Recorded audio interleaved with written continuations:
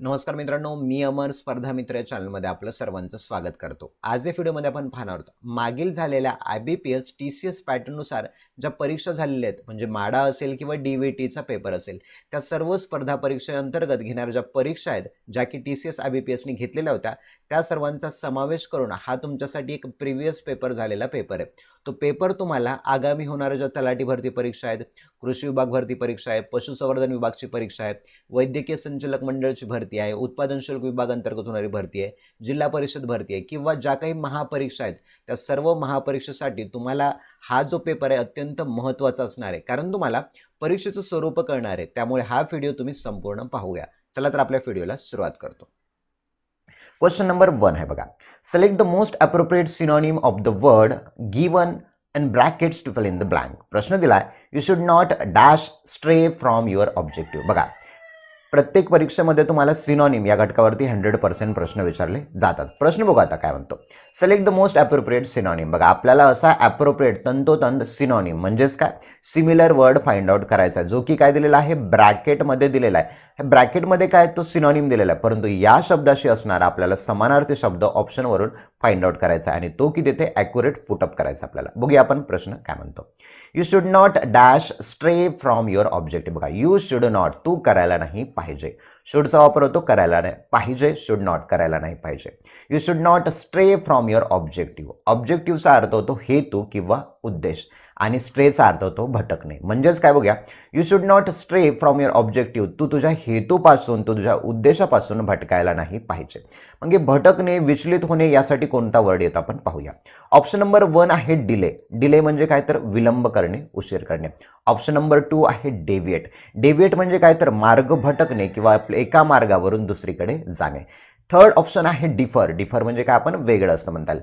Dwell म्हणजे काय तर एखादी वस्ती करून राहणे, राहण्याचं ठिकाण, यासाठी ड्वेल हा वर्ड वापरतो. मग एखाद्या परिस्थितीपासून आपलं मन भटकणे, विचलित होणे, यासाठी आपला करेक्ट ऑप्शन येतो ऑप्शन नंबर 2 डेव्हिएट. आपण इथे पुटअप करूया, स्ट्रेच्या जागी डेव्हिएट घेऊया.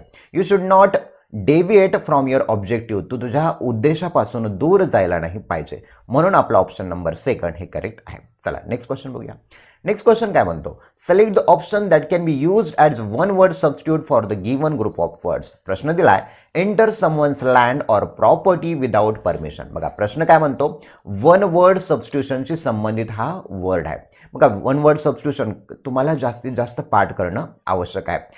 प्रत्येक परीक्षेमध्ये 100% ते विचारतात. बघा काय म्हणतं, एंटर समवन्स लँड. कोणाच्या तरी लँडमध्ये, लँड म्हणजे काय तर जमिनीमध्ये किंवा प्रॉपर्टीमध्ये, मालमत्तेमध्ये काय मालमत्तेमध्ये प्रवेश करणे, एंटर करणे विदाऊट परमिशन म्हणजे परवानगी न घेता एखाद्याच्या मालमत्तेमध्ये किंवा जमिनीमध्ये प्रवेश करणे. जसं की आपण म्हणतो, पाकिस्तानची जी आर्मी आहे भारतामध्ये भारताची परवानगी न घेता भारताच्या सीमेअंतर्गत येण्याचा प्रयत्न करत आहे, तर त्यासाठी काय म्हणतात. ऑप्शन 1 वाचूया, फॉयलेट. फॉयलेट म्हणजे काय तर हिंसेचा मार्ग अवलंबणे असं म्हणता येईल आपल्याला. प्रोहिबिट म्हणजे काय तर निषिद्ध असणे एखादी गोष्ट. इम्पोज म्हणजे काय तर एखादी गोष्ट लादणे. ट्रेस पास म्हणजे काय तर अतिक्रमण करणे म्हणजे दुसऱ्याच्या जागेत प्रवेश करणे. म्हणून या वन वर्ड सबस्टिट्यूशनसाठी आपला करेक्ट आन्सर येतो ट्रेस पास. म्हणजे काय, एखाद्याच्या जमिनीमध्ये किंवा एखाद्याच्या प्रॉपर्टीमध्ये त्याची परवानगी न घेता प्रवेश करणे. चला नेक्स्ट प्रश्न बघूया. Select the option that expresses the given sentence in passive voice. बघा, आपल्याला प्रश्न दिलेला आहे, त्या प्रश्नाचा आपल्याला पॅसिव्ह व्हॉइसमध्ये कन्वर्ट करायचं. बघूया प्रश्न. They are planting saplings along the road side. बघा, सर्वात महत्त्वाचं काय, पहिल्यांदा ॲक्टिव्हचं पॅसिव्ह व्हॉइस करत असताना आपल्याला सर्वात महत्त्वाचं आहे तो टेन्स कुठला आहे ओळखायचा. बघा, टेन्स दिलेला आहे सब्जेक्ट प्लस ॲमिजार प्लस फर प्लस आयएनजी. बघा, सब्जेक्ट झाला दे, आर हा ॲमिजारपैकी झाला आणि फर्ब झाला प्लांट, प्लांटला लागला आयएनजी. म्हणजेच हा झालेला आहे प्रेझेंट कंटिन्युअस टेन्सचा. बघा, ॲक्टिव्हचं पॅसिव्ह व्हॉइस करत असताना आपल्याला काय करायचं असतं, ज्या वेळेला जो ऑब्जेक्ट दिलेला असतो, बघा ऑब्जेक्ट झालेला आहे इथे सॅपलिंग, म्हणजे सुरुवातीला आपल्याला सॅपलिंगनी पॅसिव्ह व्हॉइसचं वाक्य सुरुवात करायचं. बघूया, ऑप्शन नंबर 1 मध्ये सुद्धा सॅपलिंग आहे, 2 मध्ये सॅपलिंग आहे, 3rd मध्ये आहे, 4th मध्ये आहे. बघूया नेक्स्ट रूल काय म्हणतो. बघा, ऑब्जेक्ट सुरुवातीला घेतलेला आहे, त्यानंतर ॲक्टिव्हचं पॅसिव्ह व्हॉइस करताना जे मॉड्यूल ऑक्झिलरी दिलेलं आहे त्या मॉड्यूल ऑक्झिलरीनुसार आपल्याला ठरवायचे की सिंग्युलर असेल तर इज घ्यायचं, प्लुरल असेल तर आर घ्यायचं. बघा, सॅपलिंग्स एस लागलेला आहे, अनेक आहेत, म्हणून काय येणार आहे, आर येणार आहे. म्हणजे फर्स्ट ऑप्शनमध्ये सुद्धा आर आहे, थर्ड ऑप्शनमध्ये सुद्धा आर आहे. आणि नेक्स्ट रूल काय म्हणतो, ज्या वेळेला प्रेझेंट कंटिन्युअसचं वाक्य असतं त्यावेळेला क्रियापदाला आयएनजी लागलेला असतो, परंतु त्या वाक्याचं पॅसिवाइज करत असताना आपल्याला बीइंग घ्यावं लागतं. म्हणजेच बघा, पहिल्या ऑप्शनमध्ये बीइंग नाहीये, तिसऱ्या ऑप्शनमध्ये बीइंग आहे, म्हणजेच आपला आन्सर नंबर 3 हा करेक्ट आहे. बघा, आणि पॅसिवाइज करत असताना सर्वात महत्त्वाचं काय, जो वर्ब आहे त्याला थर्ड फॉर्ममध्ये करावं लागतं. म्हणून बघा, saplings are being planted, plant या क्रियापदाचं तिसरं रूप झालेलं आहे. Saplings are being planted along the road side. बघा, बरोबर आहे वाक्य, ऑप्शन नंबर 3 हा करेक्ट आहे. प्रश्नाचा अर्थ जाणून घेऊया काय होतं ऍक्टिव्हमध्ये. ऍक्टिव्ह व्हॉइस काय म्हणतो, अशी क्रिया जी एखादी व्यक्ती स्वतः करतो. बघा, they are planting saplings along the road side. बघा, ते काय करत आहेत, सॅपलिंग म्हणजे काय तर रोपटे रोडच्या बाजूने लावत आहेत असं वाक्य आहे. आणि पॅसिव्ह काय करतो, एखादी क्रिया कर्माकडून होत आहे असं सांगतं. बघा, saplings are being planted along the road side, जे रोपटे आहेत रोडच्या बाजूला लावण्यात जात आहेत असं त्याचा अर्थ होतो. चल नेक्स्ट बघू आता. क्वेश्चन नंबर 4 काय म्हणतो, sentence of a paragraph are given below in jumbled order. Arrange the sentences in the correct order to form a meaningful and coherent paragraph. बघा, sentence of a paragraph are given below in jumble order. बघा, खाली जे वाक्य दिलेले तुम्हाला जंबलमध्ये दिलेले. Jumble म्हणजे काय तर अदलाबदल केलेले. जो पॅसेज दिलेला आहे तो पॅसेज मधला जो क्रम आहे तो क्रम व्यवस्थित नाहीये, तो अदलाबदल दिलेला आहे. म्हणजे सिच्युएशन कोणतीही दिलेली आहे, खालीवरी दिलेली आहे. बघा, 100% प्रश्न विचारत होता. Arrange the sentence in the correct order to form a meaningful and coherent paragraph. या सेंटेन्सला आपल्याला काय करायचंय, करेक्ट ऑर्डर म्हणजे विशिष्ट क्रमाने लावायचंय आणि जेणेकरून त्याचं एक अर्थपूर्ण वाक्य बनणार आहे. प्रश्न वाचूया आपण काय म्हणतो. A, it was also an encouragement to other scientist. Second, the victory of the astronomers was a proof that European science was awakening. C, now they too started looking at nature with their own eyes, contradicting the long established ideas. Third काय म्हणतो, they began to copy the method that Copernicus had used so successfully. बघा, अशा वाक्यामध्ये आपल्याला काय करता येईल, अशा वाक्यामध्ये काय असतं की एक सिच्युएशन दिलेली असते. म्हणजे एक आपण एखाद्या मूवी सारखं समजूया. त्या सिच्युएशन मध्ये एक हिरो असतो, मिडलमध्ये काहीतरी एक घटना घडलेली असते, प्रसंग घडलेला असतो आणि शेवटीला त्याचं काय सोल्युशन निर्माण होतं. तर आपल्याला या अनुषंगाने बघायचं की यामधला सर्वात महत्वाचा जो हिरो कोण आहे. बघा, सेकंड नंबर ऑप्शन जो दिलेला आहे तो आपला पहिला होतो. बघा कशा पद्धतीने, the victory of the astronomers was proof that European science was awakening. बघा, द विक्ट्री म्हणजे काय, यश. Victory of the astronomers, astronomer म्हणजे कोण, अंतराळवीर. जो अंतराळवीरांचा जो विक्ट्री मिळवलेला आहे, यश मिळवले, त्याने काय प्रूफ केलेलं आहे, सिद्ध केलेलं आहे, युरोपियन सायन्स वॉज अवेकनिंग. जे युरोपियन सायन्स आहे सर्वांना अवेकन करणार आहे, जागृत करणार आहे, सर्वांमध्ये एक ज्ञानाची भर टाकणार युरोपियन सायन्स आहे असं ते म्हणतं. नेक्स्ट बघूया यानुसार काय येतं. बी पहिल्यांदा आलेला आहे आपला, बी सापडलेला आपला. त्यानुसार दुसरा काय बघतो आपण, युरोपियन सायन्स दिलं. मग युरोपियन सायन्स दुसरं बघूया, ॲस्ट्रोनॉमरचा वाटा आहे त्याच्यामध्ये. नेक्स्ट बघूया ए येतं. बघा, it was also an encouragement to other scientist. बघा, या जो वाट्यामध्ये जो विक्ट्री मिळालेला आहे त्यांच्यामध्ये अदर सायंटिस्ट जे इतर शास्त्रज्ञ आहेत त्यांचा सुद्धा एनकरेजमेंटचा काय वाटा आहे असं म्हणतं. म्हणजे ऑप्शन नंबर 2 हा आपला बरोबर येतो. बघा, BADC.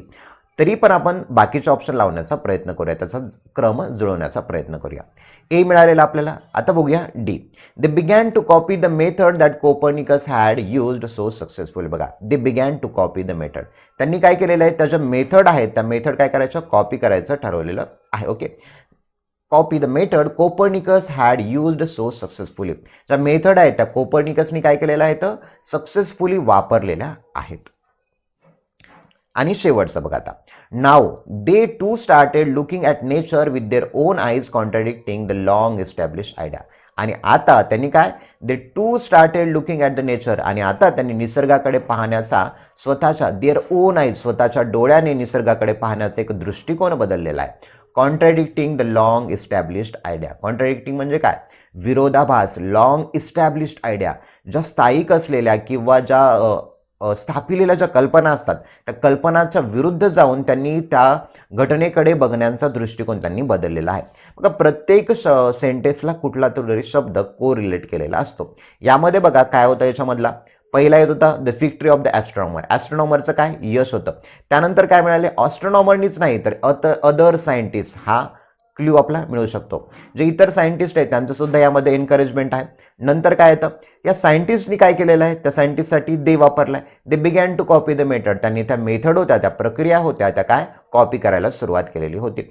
आणि शेवटचा बघा, now they too started looking at the nature. बघा पहिल्यांदा काय, त्यांनी त्या आयडिया ज्या होत्या, कल्पना होत्या, कॉपी करायला सुरुवात केली होती. आणि त्यामध्ये त्यांनी कोपर्निकसचा जो सक्सेसफुली कोपर्निकसने जो मेथड निर्माण केलेला होता ते सुद्धा त्यांनी वापर केला होता.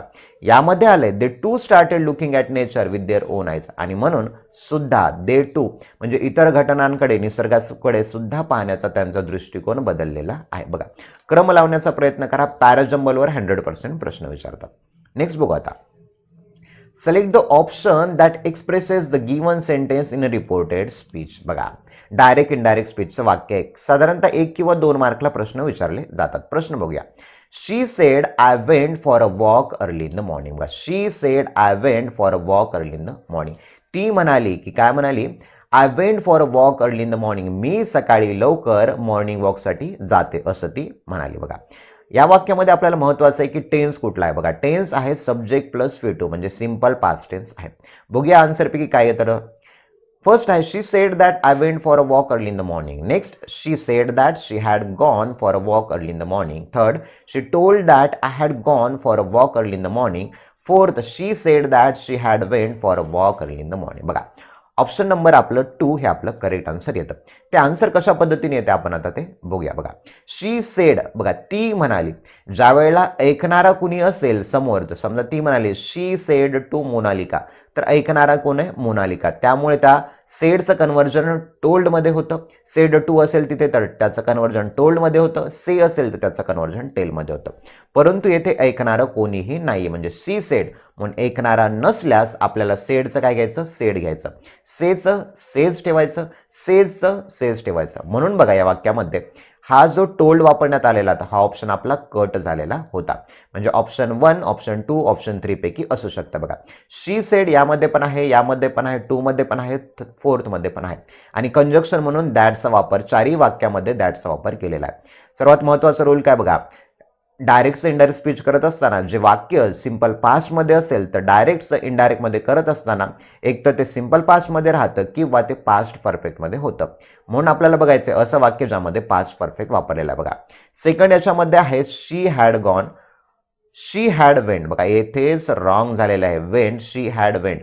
पास्ट परफेक्टमध्ये क्रियापदाचं V2 येत नसतं. पास्ट परफेक्टमध्ये फॉर्म्युला येतो subject plus had plus V3. म्हणजेच काय, she said that she had gone for a walk early in the morning. बघा वाक्यामध्ये टेन्स बदल झाला. बघा सिंपल पास्टचं पास्ट परफेक्टमध्ये झालं, कंजक्शन म्हणून दॅट वापरला.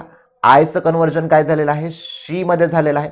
म्हणून आपला ऑप्शन नंबर 2 हे करेक्ट आहे. बघा अर्थ काय होतो, she said that she had gone for a walk early in the morning. ती म्हणाली की ती सकाळी लवकर मॉर्निंग वॉकसाठी गेलेली होती असं त्याचं वाक्य होतं.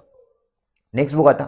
Select the incorrectly spelled word. बघा स्पेलिंग मिस्टेकचा प्रश्न विचारले जातात. जास्तीत जास्त वाचन वाढवा, तुमचे स्पेलिंग मिस्टेकचे प्रश्न दूर होतील. पहिला प्रश्न आहे बघा प्रिशियस ऑप्शन. नेक्स्ट आहे पॉप्युलर, थर्ड आहे पर्टिक्युलर, चौथ आहे पिक्युलर. चला आपल्याला आन्सर सापडलेला ऑप्शन नंबर 4 हा करेक्ट आहे. मग पिक्युलरची स्पेलिंग करेक्ट काय बघा, PECULIAR. पिक्युलरचा अर्थ होतो चमत्कारित किंवा विशिष्ट. बाकीच्या शब्दांचा अर्थ पाहण्याचा प्रयत्न करूया आपण. प्रिशियस म्हणजे काय, मौल्यवान. पॉप्युलर म्हणजे काय, प्रसिद्ध. पर्टिक्युलर म्हणजे काय, विशेष किंवा विशिष्ट. Next question. Question number 7. Select the option that expresses the given sentence in a direct speech. बघा he requested his sister to help him arrange those books on the shelf. बघा ही रिक्वेस्टेड हिज सिस्टर म्हणजे आपल्याला या वाक्यावरून कळालं की हे वाक्य indirect स्पीचचं वाक्य. आपल्याला असं वाक्य फाइंड आउट करायचं आहे की जो की काय असणार आहे, डायरेक्ट स्पीचमध्ये असणार आहे. ऑप्शन वाचूया. He told to his sister please help him arrange those books on the shelf. 2. He said to his sister you must help me arrange those books on the shelf. 3rd. He said to his sister please help me arrange these books on the shelf. 4th. He said to his sister can you help me arrange these books on the shelf. बघा या वाक्यामध्ये आपले कसे बदल होतील आता बघूया. त्यानुसार आहे ऑप्शन नंबर 3 हा करेक्ट येतो. तो ऑप्शन कसा येतो बघूया आपण आता. आन्सर कसं येतं बघा आता हे वाक्य जे दिलेलं आहे त्या वाक्यामध्ये रिक्वेस्टेड वापरला. रिक्वेस्टेड केव्हा वापरतात? ज्या वेळेला वाक्य इम्पेरेटिव्ह असतं, म्हणजे आज्ञार्थी वाक्य असतं त्यावेळेला रिक्वेस्टेड वापरतात. म्हणजे ह्या वाक्यामध्ये बघायचं आपल्याला आज्ञार्थी वाक्य असणार कुठला, म्हणजे ऑप्शन 2 हा इथेच बघा रॉंग झालेला आहे. बघूया आता इम्पेरेटिव्ह सेंटेन्सचे डायरेक्ट इनडायरेक्ट स्पीच कसे करावे? विनंती असेल तर रिक्वेस्टेड वापरावे. बघा म्हणजे पहिला जो वाक्य आहे, he told to his sister please help him. He said to his sister, option 3 मधला प्लीज हेल्प मी, म्हणजे दोन्हीपैकी 1 किंवा 3 पैकी असू शकतं, परंतु ते कशा पद्धतीने कट झालेले आहेत बघूया आपण. आता याच्यामध्ये दोज आलेला आहे. डायरेक्ट इनडायरेक्ट करत असताना का रूल काय म्हणतो? दीजचं काय होतं? दोज मध्ये होतं, म्हणजेच या वाक्यामध्ये दोज हा येणार नाही, म्हणजे ऑप्शन नंबर 3 येथे दीज वापरलेला आहे, म्हणून आपलं वाक्य बरोबर होतं. ही रिक्वेस्टेड हिज सिस्टर, त्याने त्याच्या बहिणीला विनंती केली to help him arrange those books on the shelf, त्या शेल्फमध्ये ते पुस्तक व्यवस्थित अरेंज करण्यासाठी, त्यांची मांडणी करण्यासाठी मदत कर, असं तो त्याच्या बहिणीला विनंती केली. मग हा जो ऑप्शन काय म्हणतो? सी, थर्ड नंबरचा. He said to his sister, तो त्याच्या बहिणीला म्हणाला please help me arrange these books on the shelf. बघा विनंती केलेली आहे वाक्यामध्ये, म्हणून या विनंती केलेल्या वाक्यामध्ये आपल्याला काय घेतलं? रिक्वेस्टेड घेतला, आणि कंजक्शन म्हणून वाक्य पॉझिटिव्ह असल्यामुळे टू चा वापर केलेला आहे. जर वाक्य निगेटिव्ह असेल तर आपण नॉट टू चा वापर आपल्याला येथे करता येतो, म्हणून आपला ऑप्शन नंबर 3 हा बरोबर आहे. आणि वाक्याच्या काळामध्ये अशा वाक्यामध्ये जे परमिशनचे वाक्य असतात, इम्पेरेटिव्ह असतात, त्यांच्यामध्ये वाक्याच्या टेन्समध्ये कोणताही बदल होत नाही. Next question, select the option that can be used as a one word substitute for the group of words. बघा वन वर्ड सबस्टिट्यूशनचा प्रश्न आहे. साधारणतः 2-3 मार्काचे वन वर्ड सबस्टिट्यूशन 100% विचारतात. प्रश्न वाचूया. A person or thing prefer to others. बघा a person एक व्यक्ती असेल किंवा एखादी थिंग असेल, म्हणजे वस्तू असेल, गोष्ट असेल, प्रेफर टू अदर्स, इतरांना ज्या वेळेला आपण प्रेफर करतो किंवा आपण त्याला असं सांगतो की तू ही गोष्ट करायला पाहिजे किंवा तू या गोष्टीची निवड केली पाहिजे, याला काय म्हणतात? ऑप्शन 1 आहे फेमस, प्रसिद्ध. ऑप्शन 2 वंडरफुल, आश्चर्यकारक. नंबर 3 आहे फेवरेट, म्हणजे काय तर आवडता. नंबर 4 आहे युनिक, म्हणजे एकमेव. बघा ज्या वेळेला आपण फेसबुकमध्ये एखादी आपण व्हिडिओ बघतो किंवा आपण यूट्यूबवरती एखादी पोस्ट बघतो किंवा इंस्टाग्रामवरती पोस्ट बघतो, ती ज्या वेळेला आपल्याला एखादी आवडते तर आपण त्याला काय म्हणतो? फेवरेटमध्ये ठेवतो आणि ते आपण इतरांना शेअर करतो. म्हणूनच या अनुषंगाने आपला ऑप्शन नंबर 3 हा आपला करेक्ट आन्सर आहे. Next question, select the option that expresses the given sentence in active voice. बघा आपल्याला सेंटेन्स काय करायचा आहे? ॲक्टिव्ह व्हॉइसमध्ये करायचा आहे. सेंटेन्स दिलेला आहे पॅसिव्ह व्हॉइसमध्ये. बघा the dish was prepared by the head chief. बघा the dish was prepared by the head chief, जी डिश होती प्रिपेअर बनवण्यात आलेली होती कुणाकडून? द हेड चीफ, ज्या मुख्य अशा शेफ त्याच्याकडून बनवण्यात आलेली होती. ओके, आता बघूया. The head prepares the dish. Next आहे the head chief prepared the dish. Third आहे the head chief was preparing the dish. The head chief had prepared the dish. बघा आपल्याला असं वाक्य शोधायचं आहे जे की सिंपल पास्ट असणार आहे, कारण वॉज नंतर फी3 केव्हा येतो? असं ज्या वेळेला पॅसिव्हचं वाक्य असतं त्यावेळेला सिंपल पास्ट असतो, म्हणजे सब्जेक्ट प्लस फी2 प्लस ऑब्जेक्ट अशी रचना असणारं आपल्याला वाक्य फाइंड आउट करायचं आहे. पहिलं आहे का? नाही, याच्यामध्ये सिंपल प्रेझेंटचं वाक्य. दुसरं आहे का? सब्जेक्ट प्लस फी2 वापरलाय, दुसरं येऊ शकतं. थर्डमध्ये बघा वॉज नंतर ING आलाय, म्हणजे पास्ट कंटिन्युअस आलाय. येथे हॅड नंतर फी3 आलाय, सब्जेक्ट प्लस हॅड प्लस फी3 पास्ट परफेक्ट आलाय, म्हणजेच आपलं आन्सर नंबर 2 हे आपलं करेक्ट आहे. The head chief prepared the dish.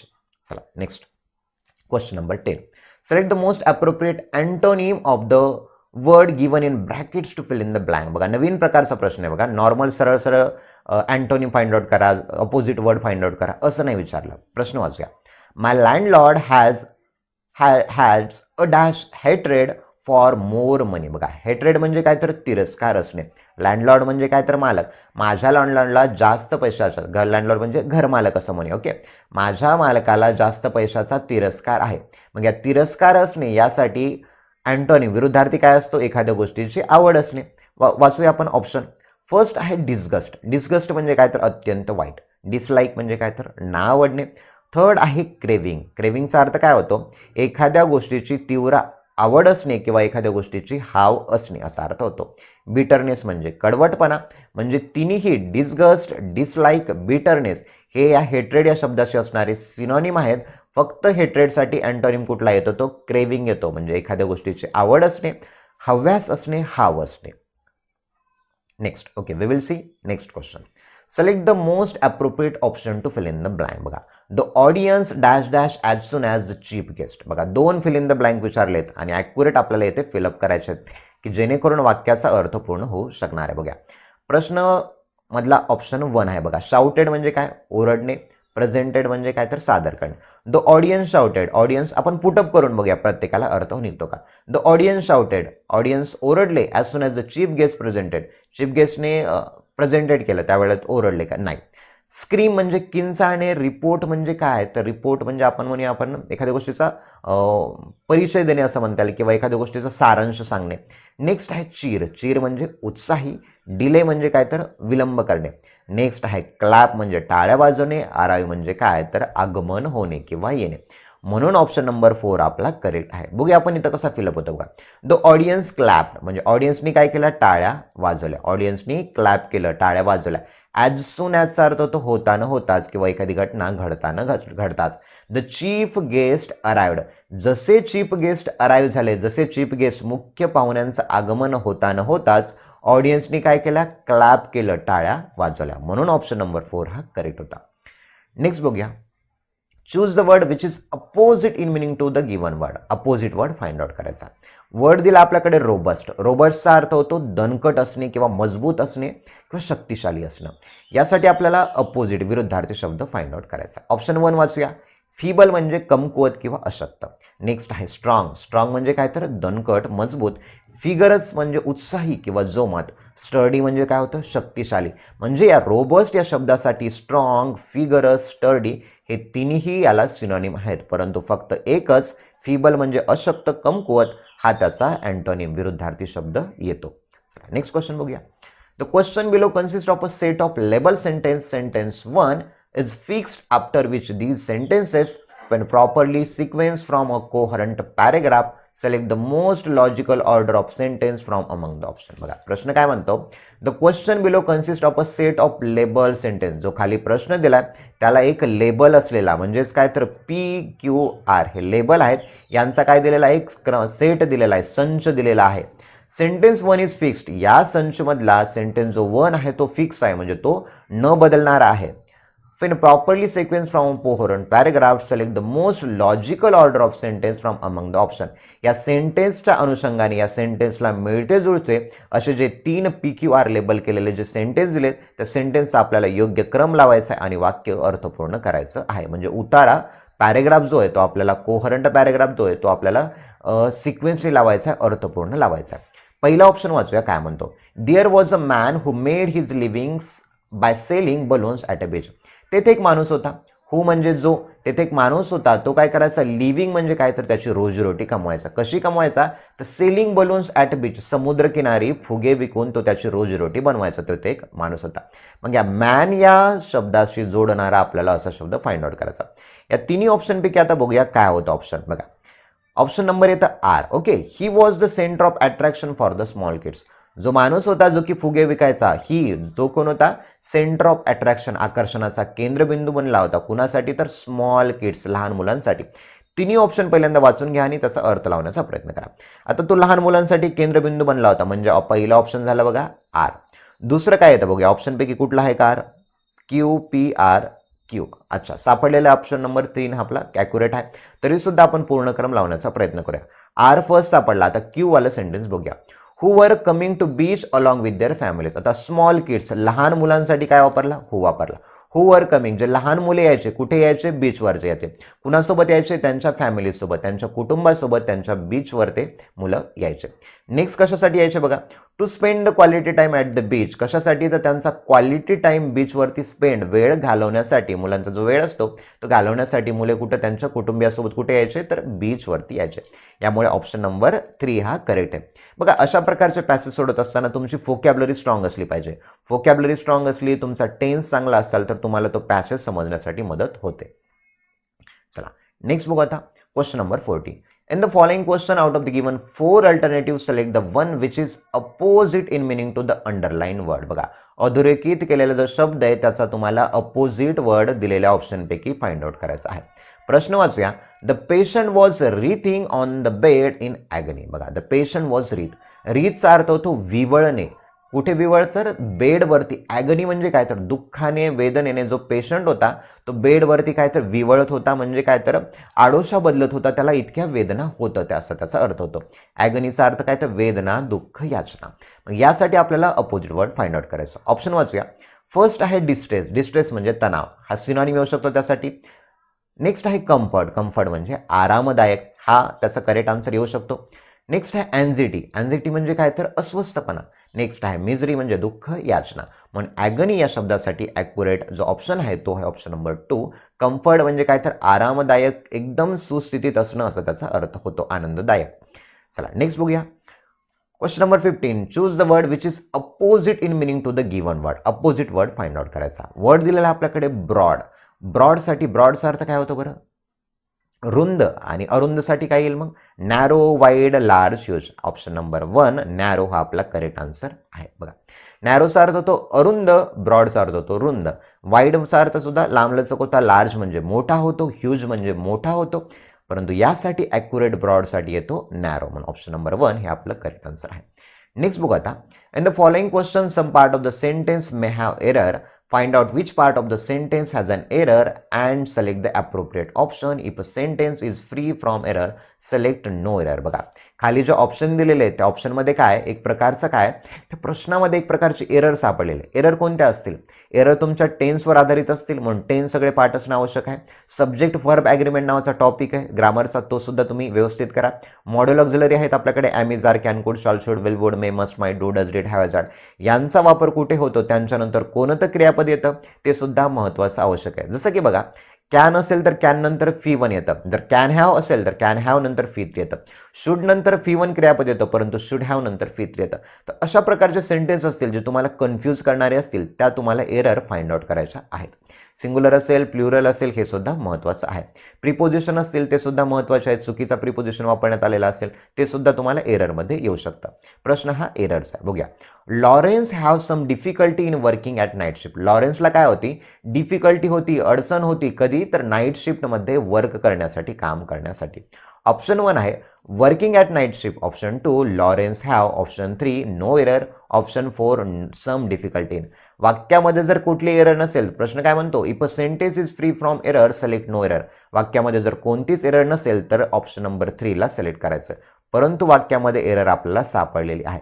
Lawrence हा सिंग्युलर आहे, म्हणून लॉरेन्सच्या समोर हॅज यायला पाहिजे, हॅव हे चुकीचं आहे. Lawrence has some difficulty. लॉरेन्सला अडचणी होत्या, कशासाठी? तर नाईट शिफ्टमध्ये काम करण्यासाठी, म्हणजे ऑप्शन नंबर 2 हे आपलं करेक्ट आन्सर आहे. नेक्स्ट बघूया पॅसेजशी संबंधित.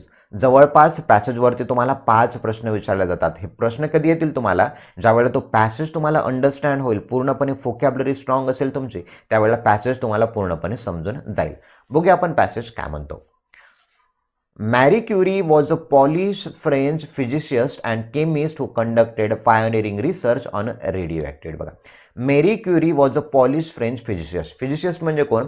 तर भौतिकशास्त्रज्ञ असं म्हणूया. केमिस्ट म्हणजे रसायनशास्त्रज्ञ. मेरी क्युरी कोण होत्या? एक पॉलिश भौतिकशास्त्रज्ञ आणि रसायनशास्त्रज्ञ होत्या.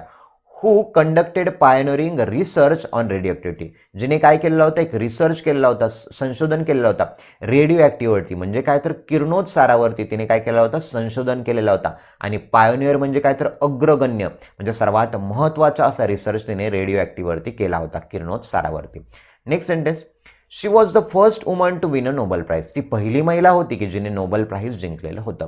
The first person and the only woman to win the Nobel prize twice. आणि जी पहिली महिला होती जिने की 2 वेळा, फर्स्ट पर्सन पहिली व्यक्ती आणि पहिली महिला होती, फर्स्ट वुमन होती जिने की नोबेल प्राइज 2 वेळा जिंकलेलं होतं.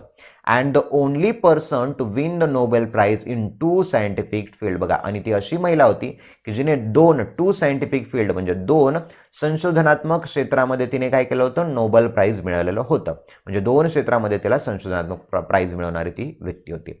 हर husband Pierre Curie was a co winner on her first Nobel prize. तिचे जे पती होते त्यांचं नाव होतं पिएरी क्युरी. ते को विनर होते हर फर्स्ट नोबेल प्राइज, म्हणजे तिला ज्या वेळेला पहिला नोबेल प्राइज मिळाला होता तिचे सहचारी कोण होते? तर तिचे हजबंड पिएरी क्युरी होते. Making them the first ever even married couple to win the Nobel prize. आणि याचमुळे त्यांना पहिलं मॅरिड कपल म्हणजे वैवाहिक जोडपं की ज्यांनी हा नोबेल पुरस्कार मिळवलेला होता असं त्यांचं एक नावलौकिक झाला. Next, and launching the Curie family legacy of a 5 Nobel prize. आणि याचमुळे त्यांची जी क्युरी फॅमिली होती त्या क्युरी फॅमिलीला किती 5 नोबेल प्राइज, एकूण किती नोबेल प्राइज मिळाले होते तर 5 नोबेल प्राइजचा त्यांना लिगसी म्हणजे वारसा मिळालेला होता. She was the first woman to became a professor at the university of Paris. आणि ती पहिली महिला होती की जी काय बनली होती, प्रोफेसर बनली होती. कुठे तर युनिव्हर्सिटी ऑफ पॅरिसमध्ये पहिली महिला जी प्रोफेसर होती तर ती मेरी क्युरी होती. She was born in Warsaw, ती वॉर्सोमध्ये जन्मली होती. In what was the kingdom of Poland, ती पोलंडच्या किंगडममध्ये साम्राज्यामध्ये यायचं. Part of the Russian empire, आणि ते रशियन एम्पायरच्या साम्राज्यामध्ये येतं. म्हणजेच काय, तिचा जन्म वॉर्सोमध्ये झाला होता, तो पोलंडमध्ये यायचा आणि रशियन एम्पायर रशियनच्या साम्राज्यामध्ये यायचा. Next, she studied at Warsaw's clandestine flying university. बघा, तिने अभ्यास कुठे केलेला होता, वॉर्साच्या क्लॅन्डेस्टाईन म्हणजे काय तर गुप्त अशा फ्लाइंग युनिव्हर्सिटीमध्ये तिने अभ्यास केलेला होता. And begin her practical scientific training in Warsaw.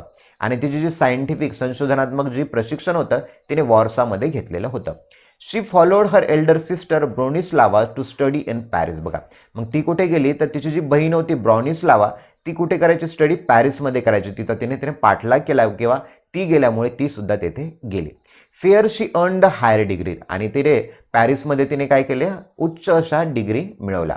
And conducted her subsequent scientific work. आणि तिने तिचंच सायंटिफिक वर्क म्हणजे संशोधनात्मक काम तिने तिथं चालू ठेवलं.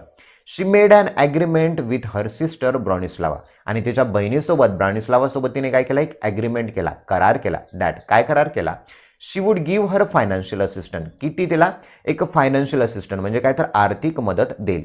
कधी देईल तर during Bronislawa's medical studies in Paris. बघा, ब्रॉनिस्लावाची जी मेडिकल स्टडीज आहे, जो मेडिकल शास्त्राचा म्हणजे वैद्यकशास्त्राचा जो अभ्यास आहे त्या अभ्यासादरम्यान ती तिला आर्थिक मदत करेल असा त्याने एकमेकांना करार केला. In exchange for similar assistant 2 years later. आणि 2 वर्षानंतर अशाच प्रकारची सेम मदत ब्रॉनिस्लावानी सुद्धा मेरी क्युरीला करावी या उद्देशाने त्यांनी एकमेकांसोबत हा करार केलेला होता. कशासाठी, आर्थिक मदत, फिनान्शियल असिस्टंटसाठी. ड्युरिंग वर्ल्ड वॉर फर्स्ट म्हणजे पहिल्या महायुद्धाच्या दरम्यान she developed mobile radiography units. पहिल्या महायुद्धाच्या दरम्यान तिने काय केलं, मोबाईल रेडिओग्राफी युनिट्स तयार केलं, विकसित केलं. To provide x-ray services to field hospital. जे की हॉस्पिटल आहेत, फील्ड हॉस्पिटल म्हणजे काय, जिथे युद्ध चालू आहे त्या युद्धाच्या ठिकाणी जे हॉस्पिटल आहेत त्या युद्धाच्या ठिकाणी एक्सरे सर्व्हिससाठी तिने काय केलं होतं, एक रेडिओग्राफी युनिटसुद्धा चालू केलेलं होतं. आता यावर आधारित जे प्रश्न आहे ते प्रश्न आपण वाचूया. प्रश्न काय म्हणतो, according to the given passage the Curie family has had a legacy of how many Nobel prize. बघा, पॅसेज काय म्हणतो, द क्युरी फॅमिलीला किती, हाऊ मेनी नोबेल प्राइज, किती नोबेल प्राइज मिळालेले होते. ऑप्शन 1 आहे 2 नोबेल प्राइज, ऑप्शन 2 आहे 4 Nobel prize, option 3 Nobel prize, option 4 5 Nobel prize. बघा, येथेच आपला आन्सर आहे. त्यांच्या पूर्ण कुटुंबाला किती मिळाले होते की 5 नोबेल प्राइज मिळालेले होते. म्हणजे ऑप्शन नंबर इथला काय, आता ऑप्शन हा आपला करेक्ट होतो. बघा, इथे दिलेला आहे 5 नोबेल प्राइज, इथे सर्कलमध्ये केलं मी. चला नेक्स्ट बघू. आता नेक्स्ट क्वेश्चन काय म्हणतो, at the time Marie's birth Warsaw was under which of the following kingdom. मॅरीचा ज्या वेळेला जन्म झालेला होता त्यावेळेला वारसा जो कुठल्या किंगडमच्या अंडर खाली यायचा. ऑप्शन मध्ये बघा इथे दिलेला आहे, बघा आपल्याकडे, she was born in Warsaw in what was the kingdom of Poland. तो पोलंडच्या साम्राज्यामध्ये यायचा. म्हणून बघा, Australia wrong, France wrong, Spain wrong, option number 4 हा पोलंड आहे. म्हणजे आन्सर नंबर 4 हा करेक्ट आहे.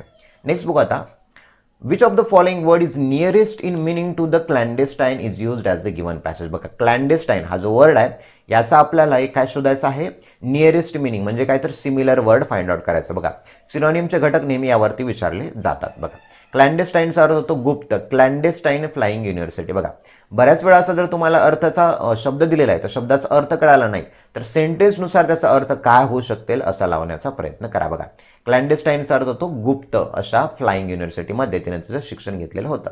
मग गुप्त या शब्दासाठी आपल्याला समानार्थी शब्द काय, बघा, हिडन म्हणजे लपलेला, सेकंड ऑनेस्ट म्हणजे प्रामाणिक, फोर्थ राईट म्हणजे आपण पुढील योग्य असं म्हणता येईल, अबोव बोर्ड याचा काहीच संबंध नाही. म्हणजेच क्लॅन्डेस्टाईनसाठी ऑप्शन नंबर 1 हिडन अशा युनिव्हर्सिटीमध्ये तिने तिचं शिक्षण पूर्ण घेतलेलं होतं असं त्याचा अर्थ होतो.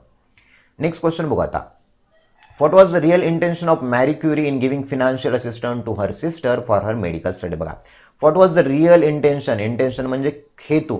मेरी क्युरीचा काय हेतू होता, कशासाठी, financial assistant to her sister for medical studies, वैद्यकशास्त्राच्या अभ्यासामध्ये तिच्या बहिणीला आर्थिक मदत करण्याचा तिचा इंटेन्शन, हेतू काय होता, हा प्रश्न विचारलेला आहे. पहिला ऑप्शन बघा, दे वर अलोन, ते एकटे होते, and the city was new for both of them, so it was totally out of courtesy. बघा ते एकटे होते आणि ते शहर त्यांच्यासाठी नवीन होतं. नाही, ऑप्शन नंबर 1 रॉंग झालं. Second, she wanted to purchase higher degree from her sister, तिच्या बहिणीकडून तिला हायर डिग्री परचेस, विकत घ्यायच्या होत्या का तिला डिग्र्या, नाही, तिला मिळवायच्या होत्या. ऑप्शन नंबर 2 सुद्धा wrong. Third, she did it in exchange for a similar assistant 2 years later, तिने कशासाठी केलं, एक्सचेंज मोबदला मिळवण्यासाठी, अदलाबदली, सिमिलर असिस्टंट 2 years लेटर, 2 वर्षामध्ये तिला अशाच प्रकारची फिनान्शियल मदत तिच्या बहिणीकडून हवी होती. या मोबदल्यामध्ये तिने काय केलं, एकमेकींना फिनान्शियल असिस्टंट केलं. पण ऑप्शन नंबर 3 हा आपला करेक्ट होता. चला